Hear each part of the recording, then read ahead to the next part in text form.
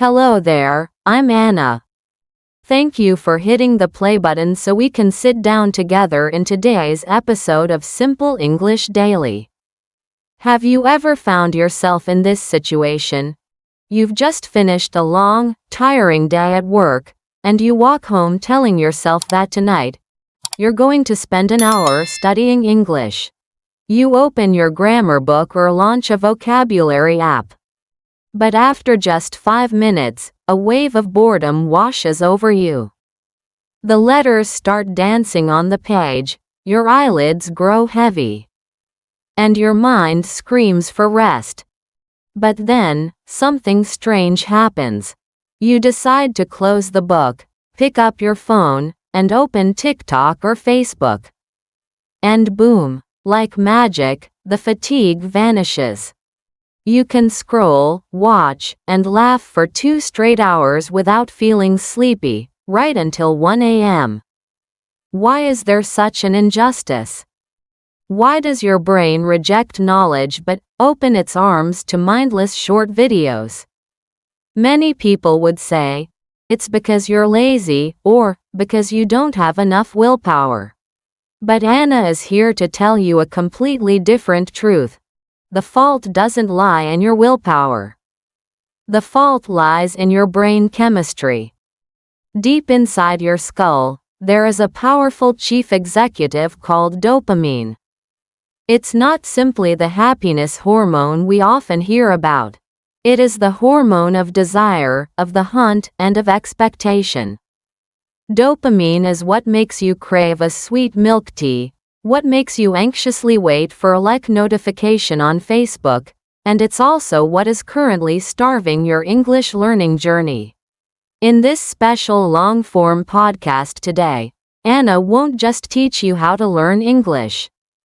Together, we are going to perform a psychological dissection. We'll explore how tech giants have made billions by hacking your dopamine, and more importantly, how we can take back that control. We are going to turn English from a tiring sentence into a healthy addiction. You will learn how to design a reward system that makes your brain cry out, "Hey, give me some more English to learn." So, fix yourself a cup of coffee, find a cozy corner, because we are about to start a dopamine revolution for your very own self. Are you ready to become a true English addict? Let's dive in.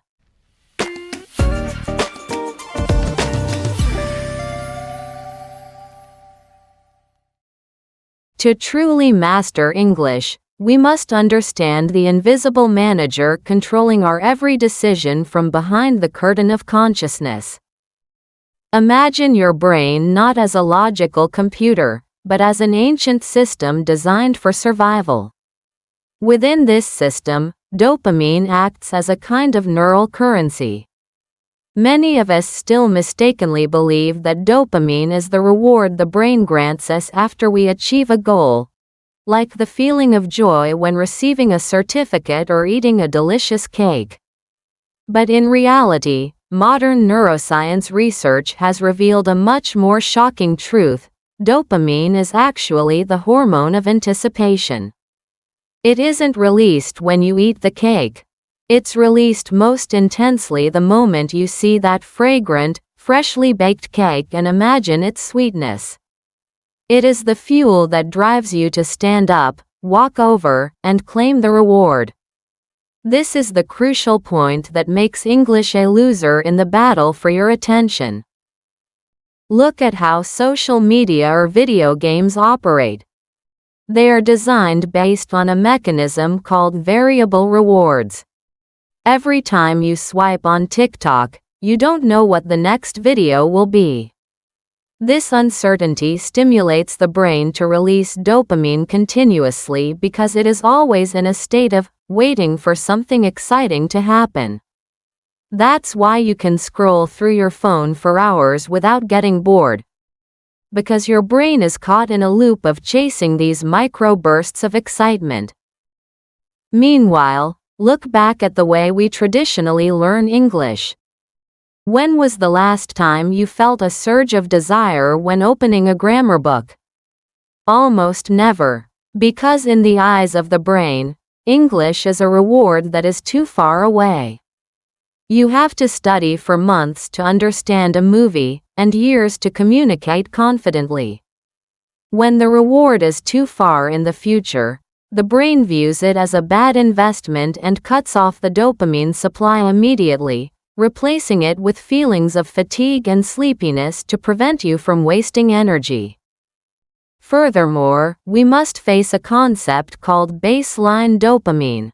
Imagine your level of excitement like the water level in a jar.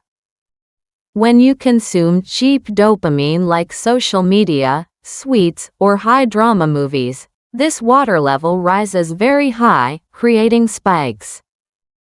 But according to the laws of nature, after every spike, the dopamine level doesn't return to its original position, it drops below the initial baseline.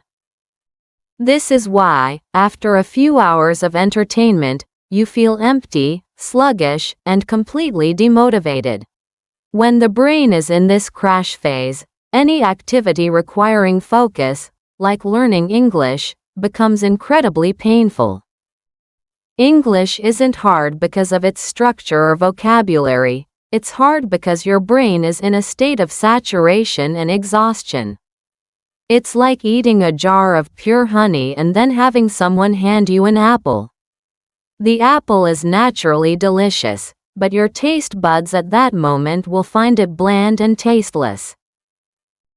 The truth is, we are living in an era of dopamine inflation. When we are overexposed to intense stimuli, our brain's tolerance threshold is pushed higher. As a result, we gradually lose the ability to feel joy in things that require persistence. To turn English into an addiction, we cannot use willpower to fight this biological instinct head-on, because willpower is a finite resource that runs out by the end of the day. Instead, we must learn to restructure our reward system. We must learn to starve the cheap addictions to bring our baseline dopamine back to equilibrium. When you start learning in short 15-minute bursts, you are actually creating micro-rewards that the brain can process. Instead of promising a distant future of English fluency, show your brain instant success when you understand a sentence or pronounce a difficult word correctly. These tiny but steady drops of dopamine will gradually change your neural structure, creating a new neuroplasticity in your brain. Over time, the neural pathway connecting English to a sense of achievement will grow stronger than the pathway of mindless habits. That is when you'll realize you no longer have to try to study. English has become an instinct, a self-driven need that your brain craves to fill every day.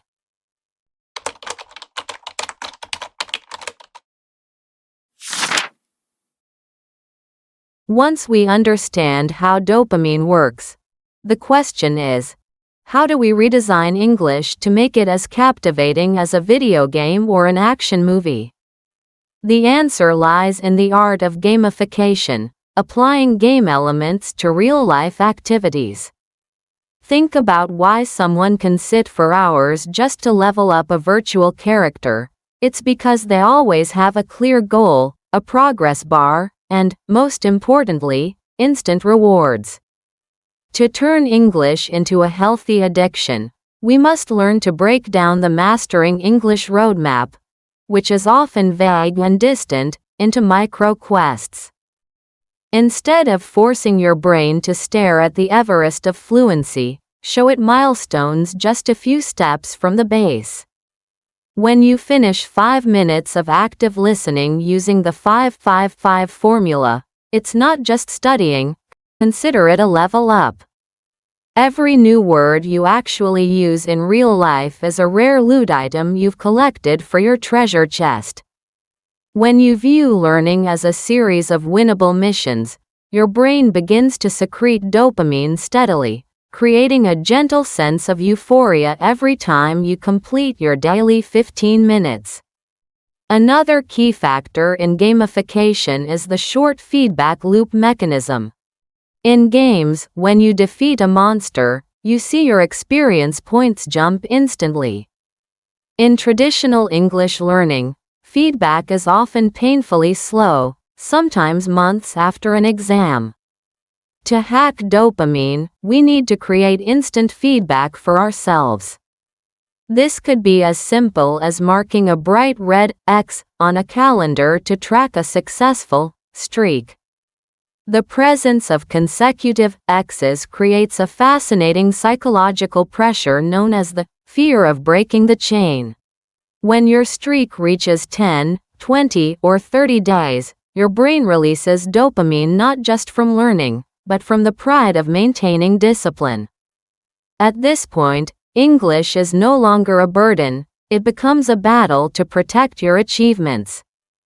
You won't want to miss today's 15 minutes simply because you don't want to see that beautiful streak return to zero. This is how we leverage the human instinct of loss aversion to solidify a learning habit. To truly sustain this excitement, we also need to apply the variable rewards strategy. One reason cheap dopamine from TikTok is so addictive is that you never know what's coming next. We can apply this to our 15 minutes of English by diversifying our experience content. Never let your learning become monotonous. Turn your 5-minute listening session into an expedition. Today could be a clip about the universe, tomorrow an interview with a Hollywood star, and the day after a snippet of the latest tech news. This constant change prevents brain saturation and keeps expectation levels high. You can also treat yourself with external rewards tied to milestones. For example, after a week of maintaining your 15-minute streak, you're allowed to buy a new English book or watch your favorite movie without guilt. When the reward is tightly connected to the response, the brain gradually forms a new neural map. Learning English equals winning, feeling attractive reward. This is the moment where effort vanishes, replaced by natural attraction, turning English into an indispensable part of your daily joy ecosystem.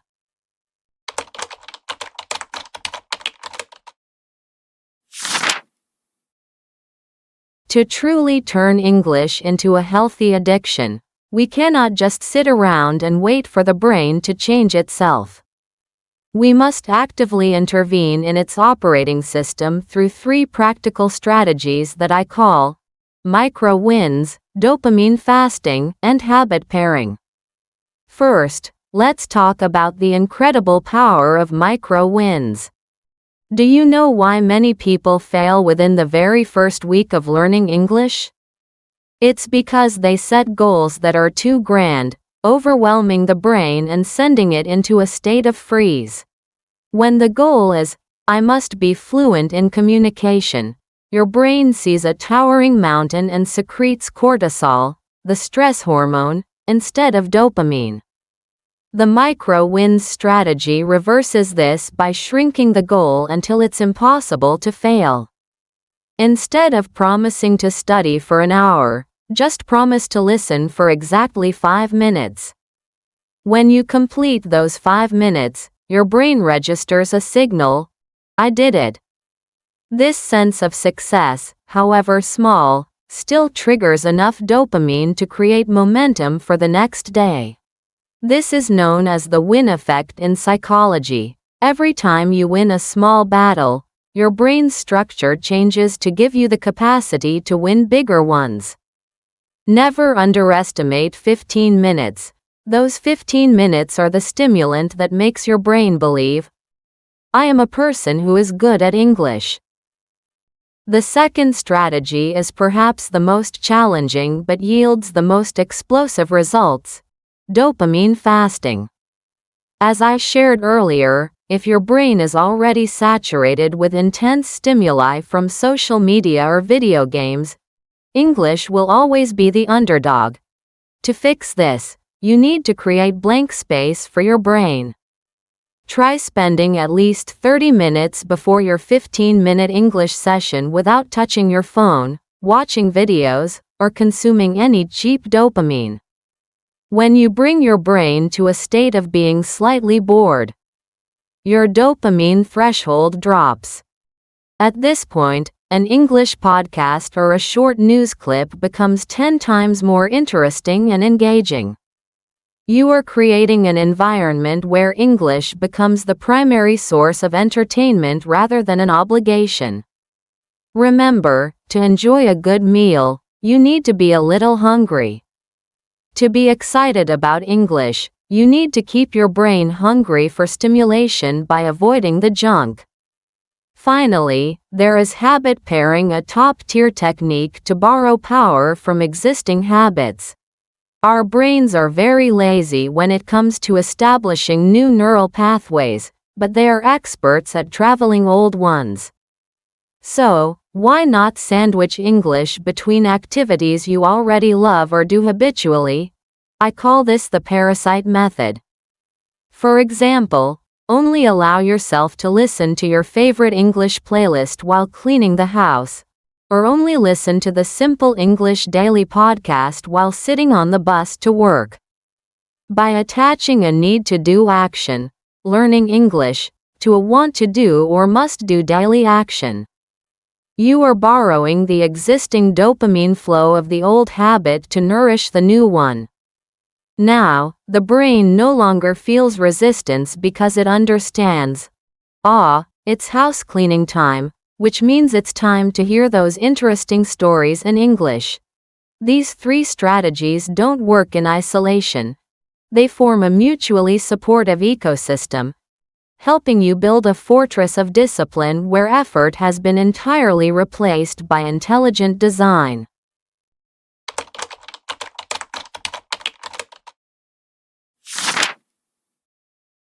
In any habit-changing journey, there is a stage that psychologists call the Valley of Disappointment. This is when the initial dopamine spikes from trying a new method begin to saturate.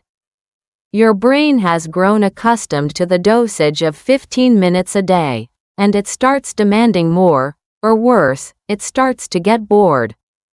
This is the breaking point where 90% of English learners quit.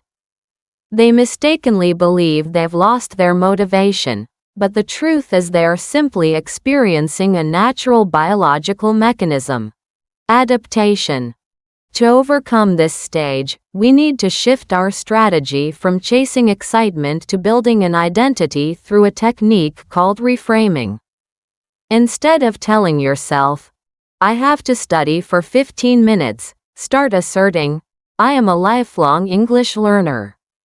When you shift from action to identity, every 15 minutes you perform is no longer about achieving a specific result, it's about affirming the person you want to become.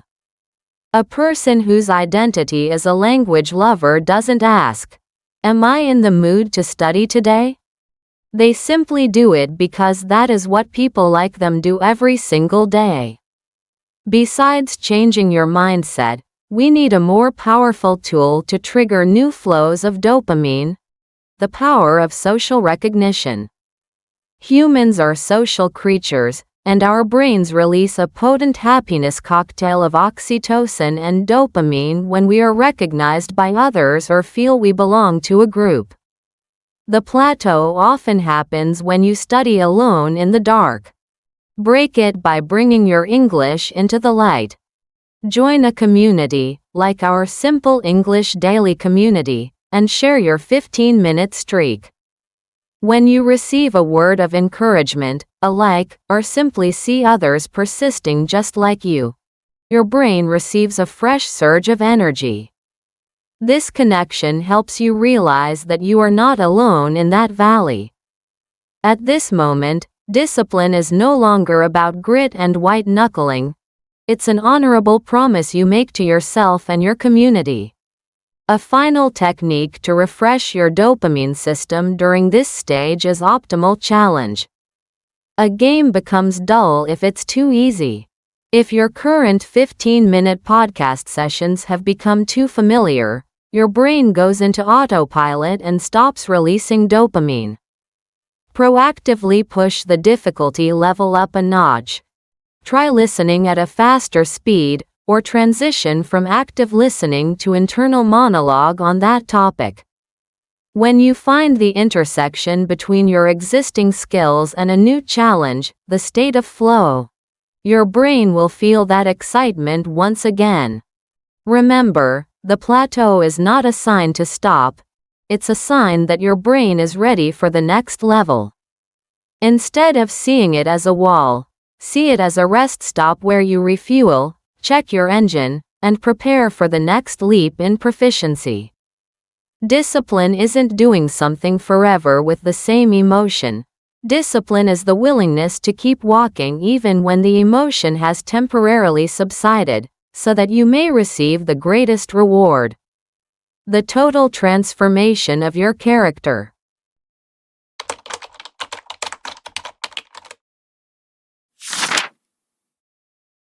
Once you have maintained your 15 minutes a day long enough, a miraculous phenomenon begins to happen. The boundary between study time and living time starts to blur. This is when we reach the pinnacle of language learning: direct thinking. Most English learners suffer from a classic system error, the mechanism of mental translation.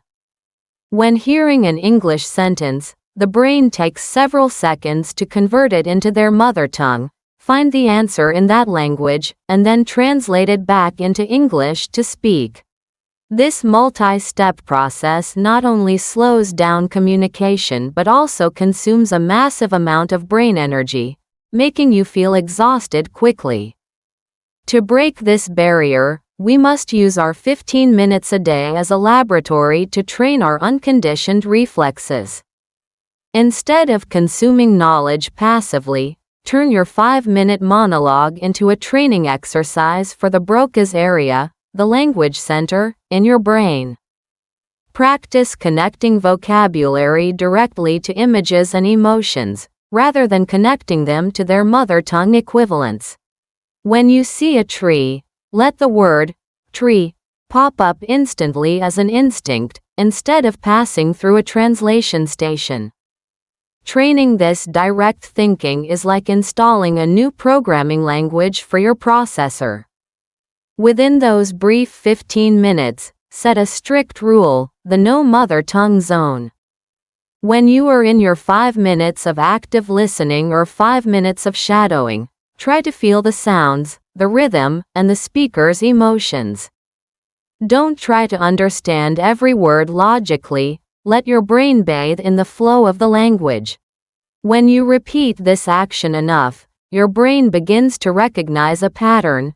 English is not a subject to be researched, it's a tool for survival and self-expression. Once the brain accepts English as a second native language, it automatically activates specialized neural regions that help you blur out words without thinking.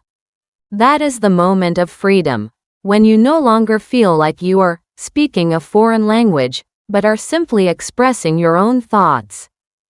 The most fascinating thing about direct thinking is that it's not limited to those 15 minutes of practice.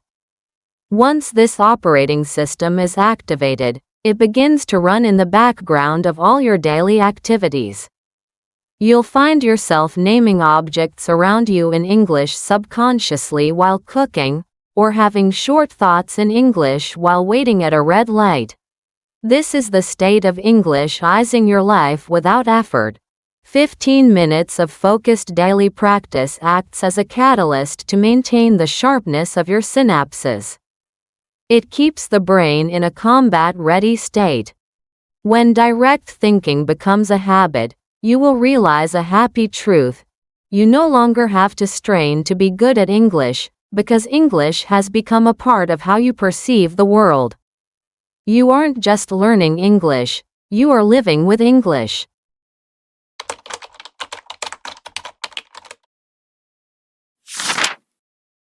Our biggest mistake is using blunt instruments to measure a delicate process. We often ask ourselves, why have I studied 15 minutes a day for a month and still can't understand CNN? Or, why can't I speak with natives yet? These metrics are like using a meter stick to measure the growth of a single hair. It's too large and completely disproportionate. To maintain your dopamine flow and confidence, you need micro KPIs. Instead of measuring outcomes, start measuring inputs and the shift in your sensations. Ask yourself, do I feel less intimidated when hearing a conversation today? Or, did I just blur out a new phrase without mentally translating it? When you start noticing these micro wins, your brain receives a signal that your efforts are meaningful, and it will continue to supply the fuel for you to keep going. One extremely effective measurement method that I always encourage my students to use is the 1% Progress Journal.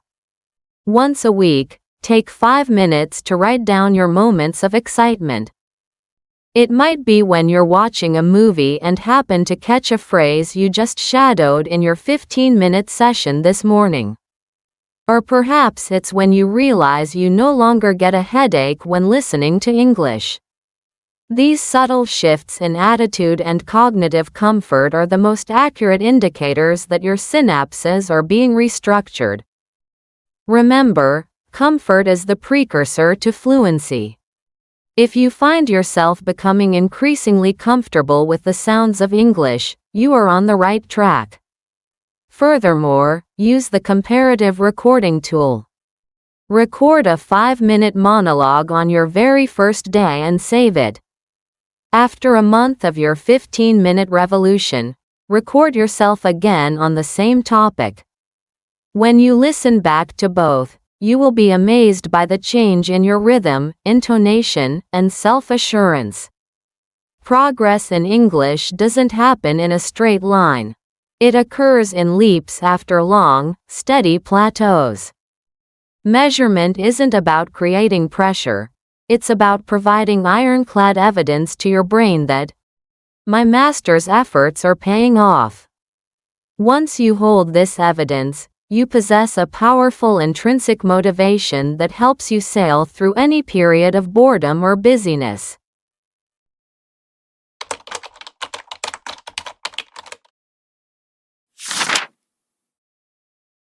We have traveled a long way together, from tiny dopamine molecules in the brain to powerful practical strategies. But there is one final question that I want you to ask yourself. Who will you be 365 days from now if you dedicate 15 minutes every single day to this revolution? People often overestimate what they can do in a week, but underestimate what they can achieve through a year of persistence. 15 minutes may sound small, even trivial, in the hectic flow of a busy life. But according to the law of compound interest, if you get just 1% better than you were yesterday, you will be 37 times better after a year. That's not just math, it's the magic of accumulation. After 365 days, those 15 minutes will no longer be a goal on your to-do list. They will have silently woven themselves into your soul, becoming a part of your identity. You are no longer someone trying to learn English, you have become someone who lives with English. When an action becomes an identity, it no longer costs you a drop of willpower. It becomes as natural as brushing your teeth or drinking water when you're thirsty. The 365-day vision isn't just about how many words you know or what certificates you hold. It's a vision of a new version of yourself. A person who steps into the world with confidence, who can access the vast treasury of human knowledge without language barriers, and most importantly, a person who has mastered self-discipline. When you conquer 15 minutes a day, you are indirectly telling your subconscious, I am in control. I am capable of persisting with what I believe in. This belief will radiate into every other aspect of your life, from your career to your relationships. English, at this point, is not just a language. It is the key that unlocks the door to freedom and opportunities you once thought were out of reach.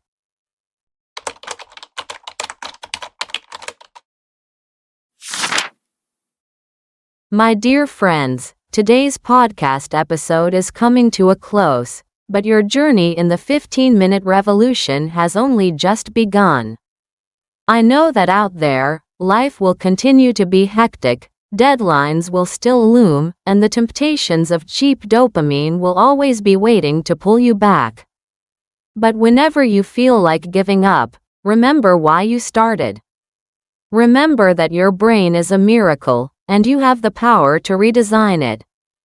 Don't wait for a miracle. Create that miracle yourself, 15 minutes at a time.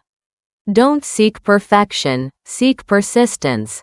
Because in the end, those who go the furthest are not the ones who run the fastest, but the ones who never stop. Thank you for spending your valuable time with me and Simple English Daily. Your presence, your comments, and your shares are the happiest source of dopamine for me. If this podcast has sparked a glimmer of hope or a new idea within you, don't hesitate to spread it to the busy people around you. A journey of 1,000 miles begins with a single step. And that step is your 15 minutes every day. I believe in you. Goodbye for now, and I'll see you in our next exploration. Stay small, stay consistent, and let English be your breath.